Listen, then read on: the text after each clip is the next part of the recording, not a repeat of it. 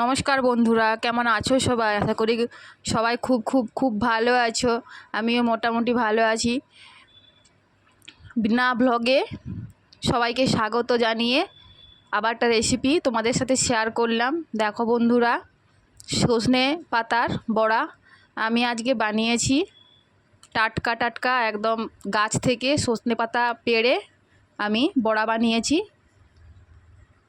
দেখো বন্ধুরা, মিডিয়াম সাইজের সজনে পাতা, এখন তো খুব নরম সজনে পাতা পাওয়া যাবে না, তাই গাছ থেকে আমি মিডিয়াম সাইজের পাতাগুলো পেড়ে এনেছি। দিয়ে ভালো করে খুব সুন্দর করে বেছে নেব। হাত দিয়ে খুব সুন্দর করে ভালো করে ঝেড়ে ঝেড়ে এদিক ওদিক দেখে ভালো করে পরিষ্কার করে পাতাগুলো নিয়ে নেবে। পাতাগুলো নেওয়ার পর খুব সুন্দর করে পরিষ্কার করবে, ঝুড়িটা ভালো করে ঝাঁকিয়ে দেবে।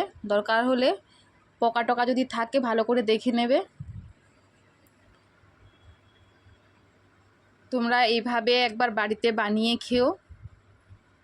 সন্না পাতার ভাজা খেয়েছো, এটা বড়া বড়া খুব সুন্দর খেতে, বেসন দিয়ে পেঁয়াজ রসুন দিয়ে।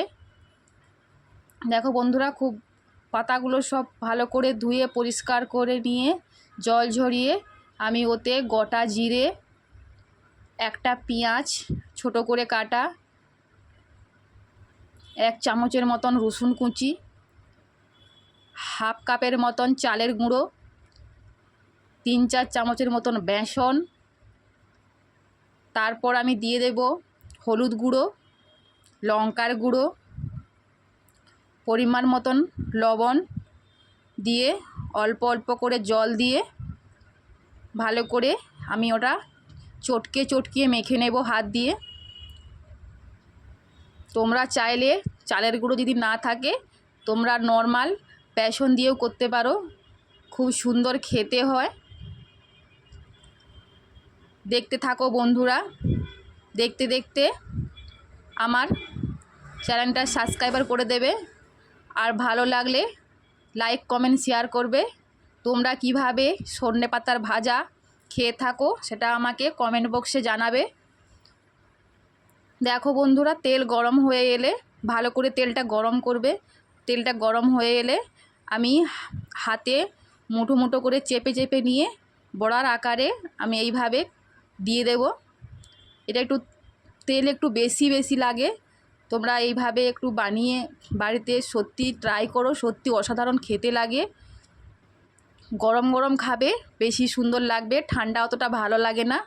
গরম গরম ভাতের সাথে বড়াটা গরম গরম অবস্থায় খাবে, তবে মুচমুচে লাগবে। ঠান্ডা হয়ে গেলে মুচমুচে হয় না। দিয়ে আর একটা আমি ভেজে নেব। এটা পেঁয়াজি আকারে যে ছোটো ছোটো ফুলুরি ভাজা হয়, ওই ফুলুরি আকারে আমি ভেজে নেব। দু রকমই ভেজে আমি দেখাচ্ছি, তোমাদের যেটা ভালো লাগবে তোমরা সেটাই বানিয়ে খেও। দেখো বন্ধুরা, পুরো ফুলুরি লাগছে।